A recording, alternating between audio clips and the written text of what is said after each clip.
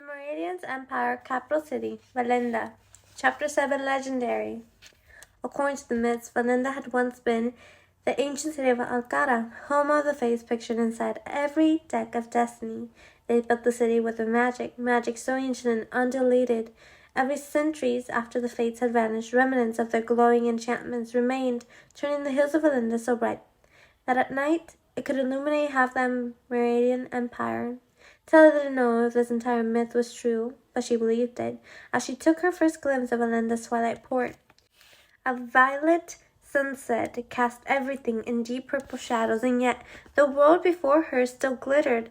From the tips of its primeval ruins formed the crumbling columns and massive archways to the conquered waters lapping La Esmeralda. The rickety piers on her home isle of Trista looked like brittle bones compared to the thick, living wharves that stretched before her now, flanked with clippers and schooners waving billowing mermaid green flags. Some were captained by women sailors, boldly dressed in slick leather skirts and boots that went up to their thighs. Tella already loved it here. Her imagination stretched as she craned her neck to look up. She heard there were sky carriages that flew above the hilly city like birds, but it was different to view them in person. They moved through the darkening lavender sky with the grace of painted clouds, bobbing up and down in pops of orchid, topaz, magenta, lilac, corn, silk, mint, and other shades Tella had yet to see. They didn't actually fly so much as dangle from thick cords that crisscrossed Valinda's various districts. "Come on," Scarlet urged, clutching Julian's hand as she started down the crowded dock. "A special group of sky coaches will take us directly to the place. We don't want to miss them." Their ship had arrived late, so everyone was moving at a heightened pace. There were lots of careful stares and "watch yourselves." Tella's short legs hurried to keep up as she clutched the tiny trunk in her hands, which held the arco, along with most of her fortune. "Pardon me," a whispered boy dressed like a courier appeared at the end of the pier. "Are you Miss Donatella Dragna?" "Yes," Tella answered. The courier beckoned her toward a group of barrels at the edge of another deck. Tella wasn't about to follow. She never fully believed her Nana's stories about how dangerous the streets of Valinda could be for a girl, but she did know how easily a person could disappear on a dock. All it would take was for someone to drag her into a ship and shove her below decks while heads were turned the other way. "I need to catch up to my sister," Tella said. "Please, miss, don't run off. I won't get paid if you leave." The young courier showed her an envelope sealed with a circle of golden wax that formed an intricate combination of daggers and shattered swords. Tella recognized it instantly. Her friend. How did he already know she was in Valinda? As if answering her question, the luckless coin in Tella's pocket pulsed like a heartbeat. She must have been using it to track her. Further proof he was skilled at finding people. Tella called towards Scarlet and Julian, telling them that she'd catch up later, and slipped onto the other deck with a courier. Once hidden behind a cluster of heavy barrels, the messenger quickly passed Tella, the calm Munich, and then darted away before Tella could break the seal. Inside the envelope were two squares. First was a simple sheet covered in familiar writing. "Welcome to Valinda, Donatella. My apologies for failing to greet you in person, but don't worry. I won't remain a stranger. I'm sure you're as eager to find your mother as I am to learn Legend's name. Knowing you, I imagine you'll be participating in Carnival. But just in case, I've included an invitation to the first night's festivities. Bring the coin I gave you to the ball before midnight. Keep it in your palm, and I'll be sure to find you. Don't be late. I will not linger. Until then, a friend." Tella pulled out the other card, revealing the pearlescent page covered in ornate royal blue ink. "Legend has chosen you to play a game that may change your destiny. In honor of Empress Valentine's 75th birthday, Carnival will visit the streets of Valinda for 6 magical nights. Your journey will begin at the fated ball inside Jollingwind Castle. The game officially begins at midnight on the 30th day of the growing season and ends at dawn on Valentine's Day." The 30th was the following day. Far too soon for Tella to meet her friend. Nigel had said the only way for her to uncover Legend's name was to win Carvel. She needed another week to play and win the game. Surely her friend would give her one more week. But what if he said no and refused to reunite her with her mother? An unruly wave rocked the dock, but even after it stabilized, Tella remained unsteady, as if fate had blinked and the future of her world had reshaped. Quickly, she set the small trunk in her hands down on the deck. Behind the rail, she was concealed from view.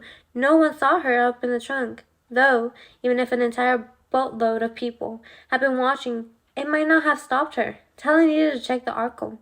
Her fingers usually tingled upon contact, but when she touched the paper rectangle, they went numb. Everything went numb as Tella saw a new image. Her mother was no longer trapped behind prison bars. She was a blue-limbed, pale and dead. Tella gripped the card so tight it should have crumpled in her hand, but the magical little thing seemed to be indestructible. She sagged against the damp barrels. Something new must have happened to alter her mother's future. Tella had slept the past 4 days. The shift shouldn't have been a result of her actions unless it had something to do with the conversation she had with Nigel. Julian had warned Tella that fortune tellers like Nigel toy with the future. Maybe he had seen something in Tella's destiny that put Legend at risk, or perhaps Legend wanted to toy with Tella or try to uncover his most closely guarded secret, and whatever Legend now planned had shifted her mother's fate. The thought should have frightened her. Legend was not a good person to have as an enemy, but for some twisted reason the idea was only made Tella want to play this game more. Now she just needed to convince her friend to give her another week so she could win Carvel, uncover Legend's name, and save her mother's life. By the time Tella reached the carriage house, night had covered the city with its cloak. Outside the evening was chilled, but inside the carriage house the air was balmy, hazy with amber lantern light. Tella walked past stall after stall of colorful coaches, all attached to thick cords that led to every part of the city.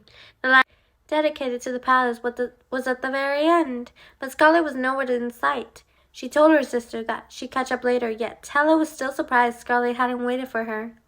The carriage hanging before Tella bobbed as a burly coachman opened an ivory door and directed her into a snug compartment covered in buttery cushions laced with thick royal blue trim that matched the curtains lining the oval windows. The only other passenger was a golden-haired young man Tella didn't recognize. Legend's former performers had taken 2 ships to Valinda, and Tella imagined there were performers working for Legend whom she'd never meet. But she suspected this young man was not one of them. He was only a few years older than her, yet he looked as if he'd spent centuries practicing this interest, and with his rumpled velvet tailcoat appeared bored as he launched against the plush leather seats. Intentionally, looking away from Tella, he bit into an intensely white apple. "You can't ride in here." "Pardon me?" "You heard me clearly. You need to get out." His drawl was as lazy as his cavalier posture, making Tella think that either he was completely careless, or this young man was so used to people hanging on his words, he didn't even try to sound commanding. Spoiled nobleman. Tella had never met an aristocrat she liked. They'd often come to her father for illegal favors, offering him money but never respect. They all seemed to think their trick of royal blood made them superior to everybody else. "If you don't wish to ride with me, you can get out," she said. The young noble responded with a mild tilt of his golden head, followed by a slow curl of narrow lips as if he'd bitten into a meshly part of his apple. "Just leave the coach," warned a voice in her head. "He's more dangerous than he looks." But Tella wasn't about to be bullied by a young man who's lazy to brush the hair from his bloodshot eyes. She hated it when people used their wealth or title to excuse to treat others poorly. It reminded her too much of her father, and the carriage was already ascending, flying harder into the night sky with every one of Tella's rapid heartbeats. "You must be one of Legend's performers." The young man might have laughed, but it sounded too cruel for Tella to be sure.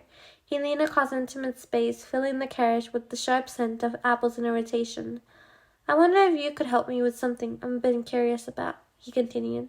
"I heard Legend's performers never truly die, so maybe I'll push you out to see if the rumors are true." Tella didn't know if the young man's threat was serious, but it was too tempting to hold back from saying, "Not if I shove you out first." This earned her a flash of dimples that might have been charming, yet somehow they managed to look unkind, like winking gemstones on the hilt of a double-edged sword. Tella couldn't decide if his features were too sharp to be attracted, or if he was just the sort of handsome that hurt to look at, the devastating type of lovely that would slit your throat while you were busy staring into his cold, quicksilver eyes. "Careful, pet. You might be one of the Empress' guests, but many of her court are not as forgiving as I am, and I'm not forgiving at all." Crunch, Sharp Teeth took another bite of his white apple before he let it slip from his fingers and drop onto his slippers. Tella kicked the apple back in his direction and pretended she wasn't concerned in the least that he acted on his threat. She even went as far as to turn her head away from him and toward the window, while their carriage continued to skate above the city. It must have worked. From the corner of his gaze, she saw the young man close his eyes as they passed over Valenda's renowned districts. Some districts were more famous than others, like the Spice Quarter, which rumors claimed deliciously illicit items could be found, or the Temple District, where various religions were practiced. Supposedly, there was even a church of legend. It was too dark to distinctly see anything, but Tella continued to look until the carriage began its descent toward the palace, and she could finally make out more than dim, starry-eyed lights sparkling up at the sky. All she could think was, the storybooks lied. Tella had never cared much for castles or palaces. Scarlet was the sister who fascinated about being whisked away by a rich nobleman or a young king to a secluded stone fortress. To Scarlet's castles were bastions of safety offering protection. Tell saw them as fancy prisons, perfect for watching, controlling, and punishing. They were larger versions of her father's suffocating estate on Trista, no better than a cage. But as her coach continued its slow downward drop, Tella wondered if she had been too hasty with her judgments. She had always pictured castles to be things of grey stone and mold and musty creators, but Valentine's bejeweled palace set fire to the night like treasure snatched from a dragon's lair. She thought she heard the young nobleman snore, probably at some dazzled expression she made, but Stella didn't care. In fact, she pitied him if he couldn't appreciate the beauty. Valentine's palace sat atop Belinda's highest hill. In the center of it, her famed golden tower burned bacon bright in shades of copper and blazing coral, regal and straight until near the top, where the structure arched like a crown. It was a mirror image of tower lost from the decks of destiny. Tella held her breath. It was the tallest building she'd ever seen, and somehow it looked alive. It rustled like an ageless monarch, presiding over 5 arcing jeweled wings, which stretched out from the tower like the points of a star, and Tella would get to live inside of this star for a week. No longer feeling as exhausted, she practically bounced to her seat as the coach finally landed. Across from her, the lazy nobleman ignored her as she slipped out the door into a cavernous carriage house. Tella wondered if she was the last to arrive. The only sound she heard was the heavy cranking of the notch wheels that moved the carriage lines. She didn't see any of Legend's performers or her sister, but in between the lines of rocking coaches, there was a number of armor-clad and processionless guards. One guard shadowed Tella at every move, the clink of his armor following her as she left the carriages and entered the Emperor's luscious grounds. Legend's performers might have been Valentine's guests, but as Tella passed time-worn stone gardens and elaborated tapestries, she had a sudden impression that the Empress didn't trust her visitors, and Tella wondered why she invited them to stay in the palace and perform for her birthday.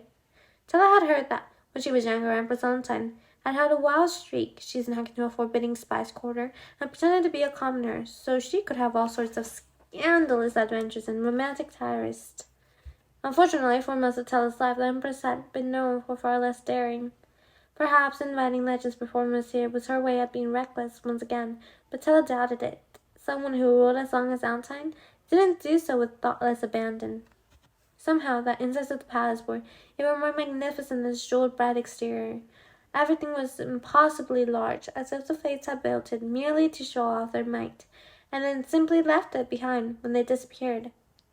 Glittering lips, floors reflected Tella's interest as she passed blue courts, columns larger than oak trees, and crystalline oil lamps as tall as people. Up and down the massive marble staircase, servants flitted about like flurries of snowflakes, but again Tella saw no signs of her sister or any other performers. Welcome, a woman dressed in a proud shade of blue, stepped in front of Tella. I had matron of the safari wing. Don't tell Dragna. I'm here with Legend's performers, and I fear I'm a little late. I actually say you're very late, the matron told her, but she spoke with a smile, which gave Tella a bit of relief as the woman looked down at the list of her hands, softly humming, until slowly the peasant's smile faded and stopped. Her smile disappeared next. Could you repeat your name once more? I'm Dotella Dragna. I see a Scarlet Dragna. That's my sister. The woman looked at you, eyes briefly darting in the guard, whose escorted Tella in. Your sister might be a welcome guest, but I'm afraid I don't have you written down. Are you certain you are invited?